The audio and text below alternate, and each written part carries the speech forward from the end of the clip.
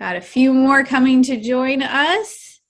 This is My Jewish Learning's weekly Daf Yomi Week in Review. I'm Rachel Scheinerman. I edit My Jewish Learning, and this morning we are just delighted to be joined by Dr. Yardena Osband, who's the host of one of my favorite Talmud podcasts, Talking Talmud. And she is going to run us around the last 7 dapim in half an hour. Go, Yardena. Half hour. Okay. Thank you, everybody. I always love doing this roundup with My Jewish Learning. However, when I picked this date, I did not realize what week I was going to be picking. So I don't know how many people here, you can write it in the chat box if you are actually keeping up with Daf Yomi in real time, or if this is your once a week dose. If this is your once a week dose, I'm going to share some things that might make you a little bit uncomfortable. If this is your, if you do this daily and you still have not given up on Gemara, more power to you. I have a couple of things that I was thinking about talking about today, but I'm happy to make this up into a more open discussion, because I think this is one of the, or sort of series of dapim, which really makes the modern learner sort of question, what is their relationship with Gemara? What is their relationship with some of the halakha and principles as the Gemara presents it? So I'm going to share my screen because I do like to look at the text at the same time.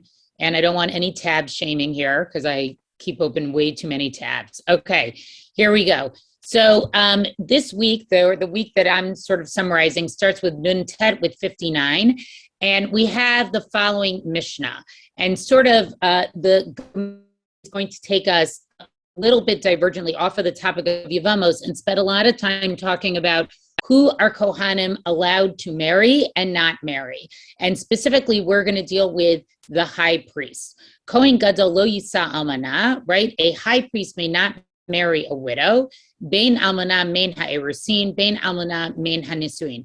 Whether she was widowed because she had just done, for those of you who may not be familiar, there was sort of a two-step process to Jewish marriage, right? The part of saying Harei at mikudeshet, the part of giving the ring, and then the second part, which is the nisuin. Today, we do that all in one ceremony, but traditionally that used to be done actually with time in between.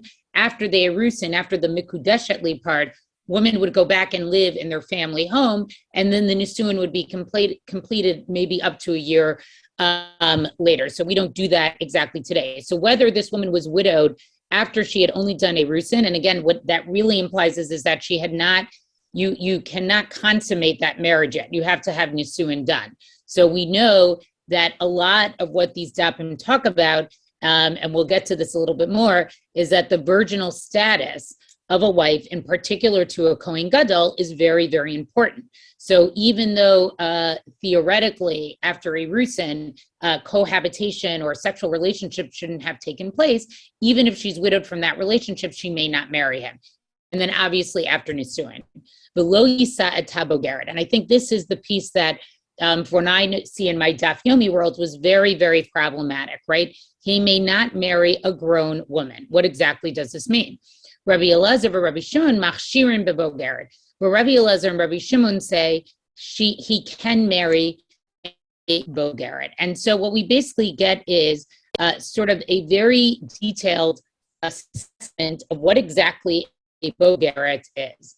Okay, he may not marry a grown woman. Now, again, this is also coming off of some dapim that talked about that after age 3, we consider it the time of sort of like when intercourse counts, okay, which also was a dap that was very problematic for people to read. Tanu Rabbanan, right? So we have a brisa here. So this whole idea that the high priest has to marry a woman who is a virgin, right, comes from this. We actually just read it. Well, actually, I live in Israel, so I read it this past week. You're going to read it this upcoming week. If you are in the United States, this is the Torah portion that's coming up. My father, of blessed memory, always used to say, he would call this the Nes Nistar, a hidden miracle, when sort of what you're learning related to another something that was going on during the week. So you're going to read that this week. And it says specifically, he shall take a wife in her virginity.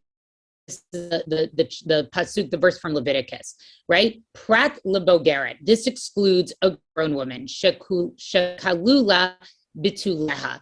because a grown woman, her hymen is worn away. Divrei Rabbi Meir. This is the opinion of Rabbi Meir. Rabbi Elazar and Rabbi Shimon machshirim b'bogeret. But Rabbi Elazar and Rabbi Shimon say, no, a grown woman is fit to be married, right? So Rabbi Meir has this very interesting, and I think many people would feel a somewhat disturbing approach, which is that, we sort of, this virginal status of the wife of the Kohen Gadol is key and is important. And so much so that even an older woman, right? And again, we're presumably this still would have been somewhat of a young woman, let's say in her 20s, okay? A bogeret, but that her hymen sort of has, faded in a certain way, or it's not as intact as it was as when you're really young. And therefore, according to Rabbi Meir, it's like she's lost part of what establishes her as a virgin. Now, I know everybody's misogyny, blinkers are going off here, right? I know this is not how we talk about women today. This is not how we talk about virginity today.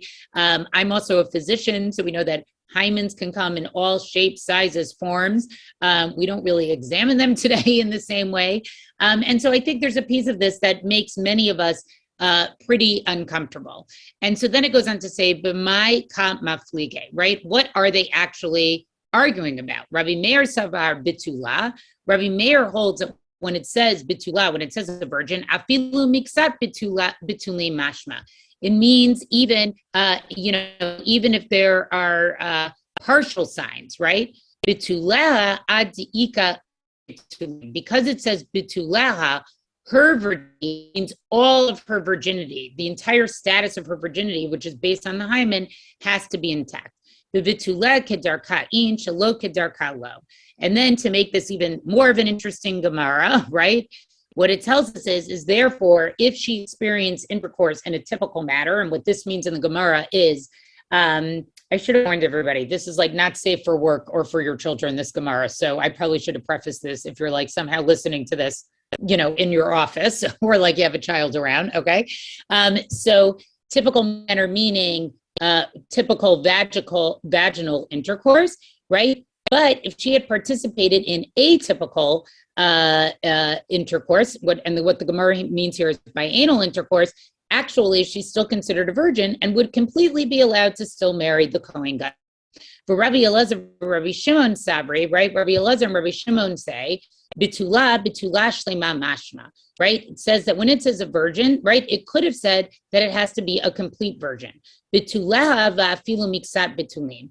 Bitulaha here can mean actually just her virginity. She just needs to be a virgin in some sort of way. It doesn't need to be a complete virgin, meaning her hymen does not need to be completely intact. Not only that, they go on to say, bitulaha achi kol bitulaha kayamim, right? That we could have thought that it was unless all of her virginity is intact. Kidarka, ben shelo kidarka. And therefore, we have a statement by Rabbi Elazar and Rabbi Shimon, which is it actually doesn't make a difference what type of intercourse it was, but as long as she's engaged in a sexual activity, she is no longer considered to be a virgin. So I like to say Rabbi Meir has the Bill Clinton version definition of what makes a virgin. Okay, I see a few of you laughed at my joke still. Okay, and Rabbi Shimon and Rabbi Elazar do not have that. And I think what's somewhat interesting about this discussion is that when we first read the Mishnah itself, right, Rabbi Meir's opinion, or the Tanakhama's opinion, we don't know that it's Rabbi Meir until we get to the Gemara, seems a little crazy that it's like the entire, hymen needs to be intact. And we have this opinion of Rabbi Shimon and Rabbi Elazar, which seems to be much more sense. But then when we get into the Midrash Halacha, when we get into the actual psukim themselves, right, I don't know which opinion it seems to be more problematic. So are there any questions in the chat as I'm going? I don't want to check just because I'm going to block the whole screen here. So Michael Stock said he also thought of the, so let me just look at a few comments here. So, so I want to use this as a little bit of an opportunity to talk about some of this challenging material that we see in Daf Yomi, and particularly in Yevamos. I think for anybody who's been a regular Daf Yomi learner, really this Masaka has just been challenging. I mean, it has very different notions of marriage, of women, of how women are treated. I think it has a lot of commentary on sexual relationships that are really just not the way that we particularly function in the world today. So for example, here, I hope I'm saying your name correctly, Micheline Brannon says, did they really think that 3-year-old girls were suitable candidates to marry the Kohen Gadol? And so I think we need to, put in perspective sometimes, what exactly is the Gemara doing when it speaks this way, right? What is it doing? I don't think anybody thinks that any Tana, right, or any Amora, right, Tana being the authors of the Mishnah, Amora being the authors of the Gemara, would say that 3-year-olds should get married. We don't see that anywhere. And when we get to Kedushin later on as another Masaka, there's no Mishnahs that's going to talk about that 3-year-olds got married, and that is what was routinely done. And the further proof that we have of that is that very often, and this is one of the things that I find very interesting in Yevamos, is when you learn like Shabbat or Eruvin, some of the other Masechtot, very often they bring in real life examples. Like they bring in examples, they say like, we saw this in this Tana's house, or this Amora acted like this.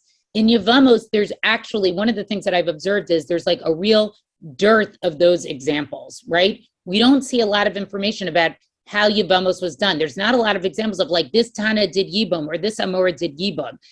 And I think, so first of all, I think what that tells us is the whole concept of Yevamos was actually very uncomfortable for Chazal. It was uncomfortable for the sages because it essentially is the permissibility of a forbidden relationship. Yes, it's a law from the Torah, but I think that's why the whole Masachet actually starts off with all of the people who cannot get married if the co-wife is, of a forbidden relation. And so I think what's going on with these kinds of dapimar is like, look, this is a legal treatise. And therefore, what they need to do is they need to define the boundaries, right, or the legalities of some of the scenarios that they're talking about. However, that doesn't mean that that's something that you should actually participate in, right? Like in a way, I think what the Gemara is doing is it's not giving us a moral judgment, or it's not telling us morally what we should be doing, but it's really just trying to sort of establish what are the legal parameters of many of these halachic categories, right? When do we consider, what do we consider to be a virgin, right? What do we consider to be sort of the outer limits of intercourse in a way? And I would gather to say that below age 3, they would say that's even more vile, right? Like that's not even an act you could even participate in. So I think that's a little bit of what's going on here. But I think because it's written about or discussed in a way that feels very not emotional, right? And we are so invested in this text because it's our spirituality, it's our religion, it's where we take inspiration. This becomes even more troubling. So I guess what I would ask is if there's anybody in the chat here who's a lawyer, I have not gone to law school, but if could maybe comment on, is this a way that people who are involved in sort of legal debate do talk? In other words, that part of what we do when we explore something from a legal point of view is we think about sort of what the boundaries are, or very careful on definitions, even though that's not necessarily discussing sort of the morality or how we want society to actually function. And so to me, at least, this is a way that I've sort of been framing some of these topics. Now, Aaron Boxer asks another question here. Let me just go through some of these comments here.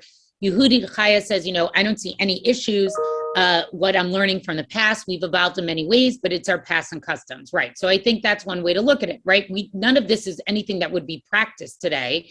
So yeah, we're learning about something, and we know that we, the people, and our halachic authority and system has definitely evolved. Aaron Boxer here is, my big question, the temple is already gone when the Talmud is compiled. Why is it spending so much time on the high priest? So that's actually a question that we see throughout the Gemara and the Mishnah. Remember, the Mishnah is also written after the destruction, or it's compiled or redacted by Rabbi Yehuda Hanassi, already by the time that the temple's been destroyed for a couple hundred of years. The Gemara even more so.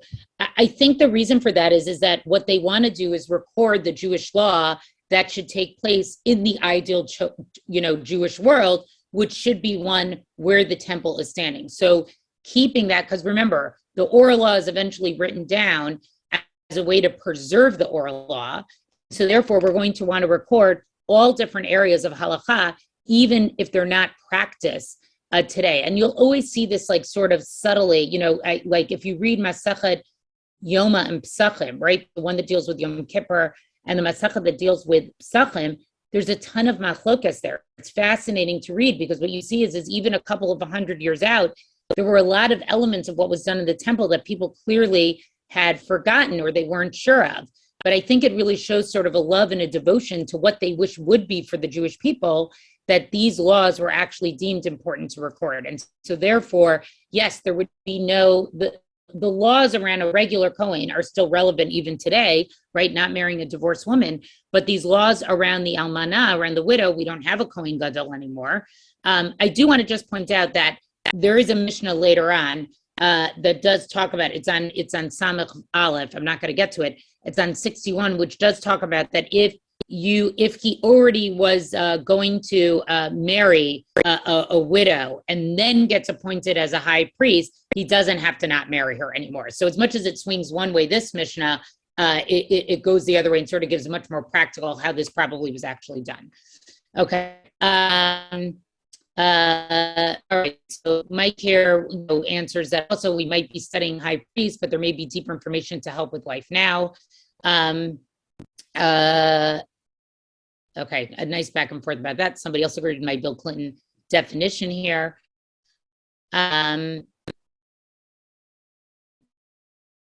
Okay, I thought that the 3-year-olds got betrothed and marriage with intercourse took place much later. Was I trying to make things more acceptable? I haven't seen anything about that. I would not be surprised if families, right? There is a whole category. We will see more about this in later Masechtot about sort of minors who were sort of betrothed already, right? They made an agreement. This was usually an economic agreement for usually a child who was maybe orphaned, her father died. And so as a way to sort of economically sustain her, she would be betrothed. And yes, there wouldn't be any intercourse. And in fact, actually, once she comes of age, once she's 12, she's actually allowed to refuse that marriage, which is actually very active of her. And so it helps her economically for a period of time. And she can refuse the right to not actually be married. Stephen commented here, women and sexuality side, these dafs regard slavery as totally normal. Yes, if you get to today's daf, Samech Vav, there's a whole thing about what happens to a woman when she gets married to a Kohen and she brings in slaves. Are those slaves allowed to eat truma or not allowed to need truma? Okay. Now, this is a great question here that Martha says. How would you teach in a group that includes women who could be triggered emotionally due to their past experiences? Jews of color dealing with discussion of slavery. This material is difficult, and saying it's how we get to know God's will is not enough. So, Martha, I think that's an excellent question. I can tell you that on my particular podcast, my Daf Yomi podcast, Talking Talmud, we will often, because we always do a description of each daf, we will often put in, a trigger warning. Like we will say, today's daf is going to discuss rape. Today's daf is going to discuss child death.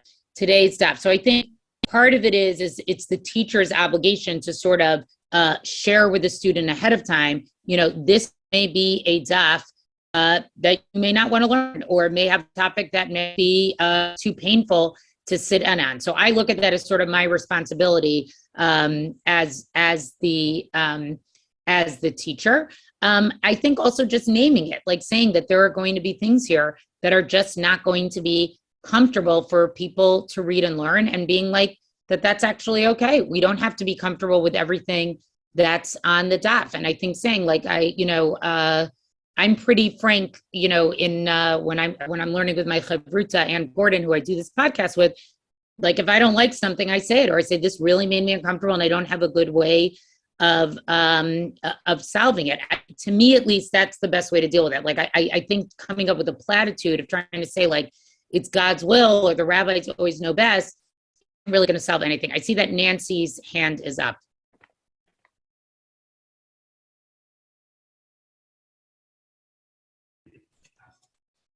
Nancy, were you able to unmute? Let me try one more time. Nancy, you there? Okay, I'll just keep going till she can speak. So Michael here, I think, writes a great comment, which is, I'm not a lawyer, but a financial analyst. The way I've used these is these are stress scenarios. So I'm now going to use that word. Thank you, Michael. Right. I think that's exactly the point.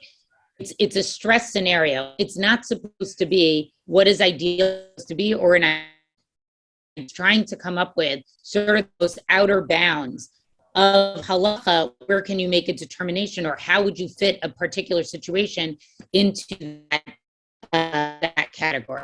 Yes, Susan, you are right. I think we see from these the rabbis were really not prudish in describing the world around them and what was or was not acceptable. Okay, so I sort of debated whether or not I should go through this Mishnah. I felt it was important to, because I think everybody has sort of been struggling recently with these dapim, and I really just wanted to have an opportunity to sort of think about that through a little bit, to look at a difficult or challenging piece of text and, think about different approaches, of how do we view these types of texts? How do we learn these types of texts? And I think it's okay to really say this text makes us uncomfortable. I think that's the way of sort of continuing the chain. I don't think the chain of oral transmission needs to be, it's not that, yes, there needs to be some reverence, but I think also when we say something is difficult or challenges us, that's also a way of engaging in the text itself. So I personally would rather engage in the text than like, this is offensive to me, so I'm not even going to learn it at all. Okay, I want to get to one other thing, which I just couldn't pass up because it's relevant also to this time of year right now. So just give me 1 second to find it. And this is another passage that's in Yevamos that is on Daf, just looking at my notes here, that is on Daf Samach Bet. And it reads as follows here. Okay, so they're trying to figure out whether that they're discussing right now, whether or not who is it according to, right? To Lavka Rabbi Yeshua, it's not like Rabbi Yeshua Titania, and so they quote a brisa from Rabbi Yeshua Omer. Nasa Adam Isha b'yalduto. Let's say a man gets married when he's young. Yisa Isha, right? B'zikunato, right? Just as it's important for a man to marry in his youth, he also should marry a woman in his old age, right? So we're starting our discussions about Pru Revu, about being fruitful and multiply. And part of that discussion is, let's say you're at an age, where you already had children and you become widowed. Like, should you marry? So is there a value in marriage itself? Because a lot of what this Masaka talks about in his, right? The Yevamos Yibum is a marriage that sort of is there to continue on the name of the deceased brother, right? On these topics, we get a lot of discussion about the mitzvah of Pru Revu, right, of the commitment to have children, but it doesn't necessarily have a value to marriage itself. And so Rabbi Yeshua here is sort of giving a value to marriage itself by saying, just as we encourage marriage in youth, we also would encourage marriage at any age. Hayulo banim biyalduto, yulo banim bizikunato, right? And just as he could have children in his youth, it's still valued when we're older. And so they quote here,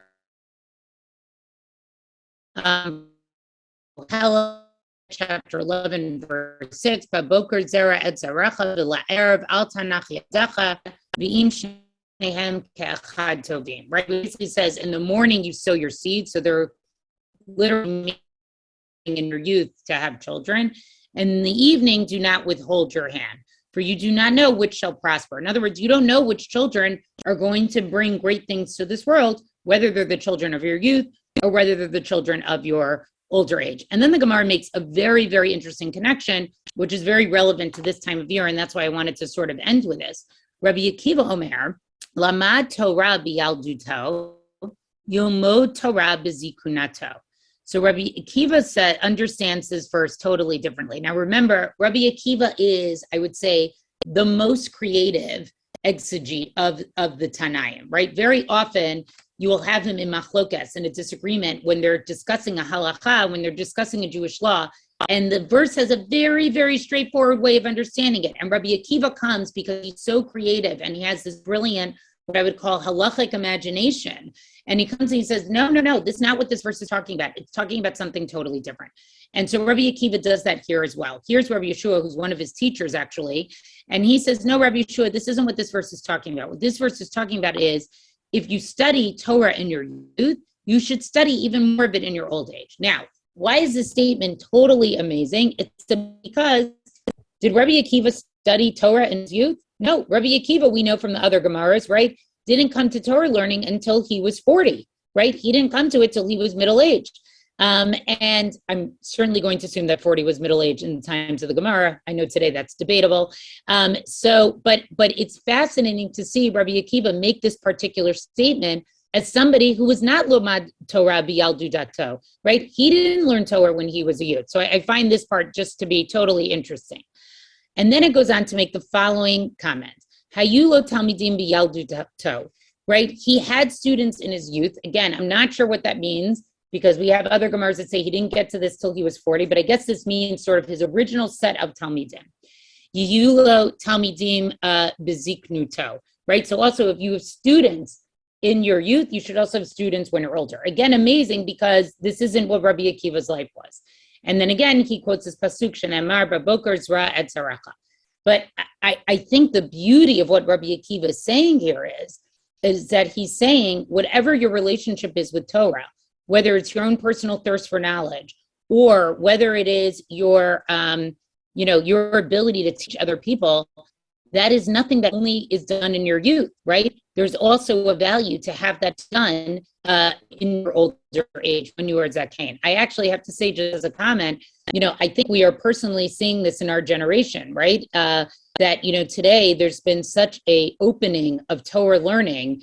And I think we see many people who are retired or not working anymore, who are very seriously engaged in Torah learning, maybe even more so than they were in the time of their youth. And so what I think Rabbi Akiva, who besides being always the most creative or imaginative exegete, he's also the eternal optimist. And so this is really a very, very hopeful message, right? That what you learn in your youth, yes, that's important, but learning in your old age is also just as important. Being a teacher in your old age is just as important.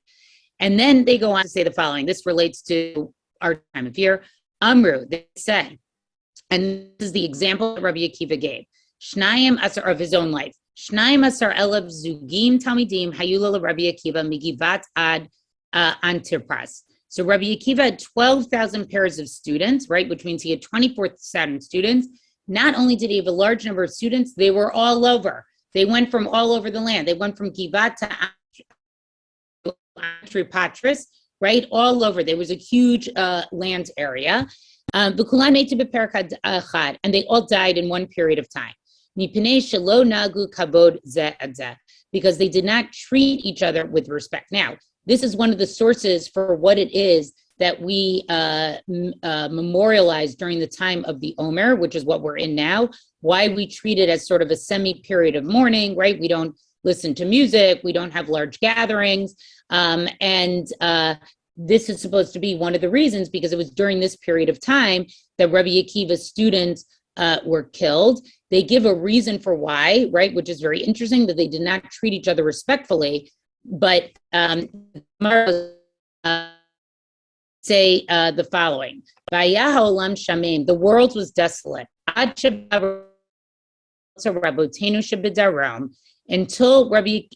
he came to the rabbis in the south. Notice the location is different, okay? And he taught them the following. And he taught the following people: Rabbi Meir, for Rabbi Yehuda, for Rabbi Yossi, for Rabbi Shimon, for Rabbi Elazar ben Shamua. So what happens? All of his students are killed, right? And he kind of does like a shinui makom, shinui mazal, right? Change of place, change of luck. He goes south, okay? And he picks 5 students to teach, right? And look at the names of those students. These are the students that we see consistently recorded, right, in the Mishnah itself. Rabbi Meir, Rabbi Yehuda, Rabbi Yossi, Rabbi Shimon, Rabbi Elazar ben Shamua, right? We just discussed some of these Tanaim in the together. And he goes ahead and he says, okay, I'm going to rebuild. Even though what I did in my youth, again, questionable how young Rabbi Akiva was, but let's say we're talking about in the earlier part of his life, even though that was destroyed, what is my obligation? My obligation is still to continue and to still grow and to still make the world, bring Torah into the world.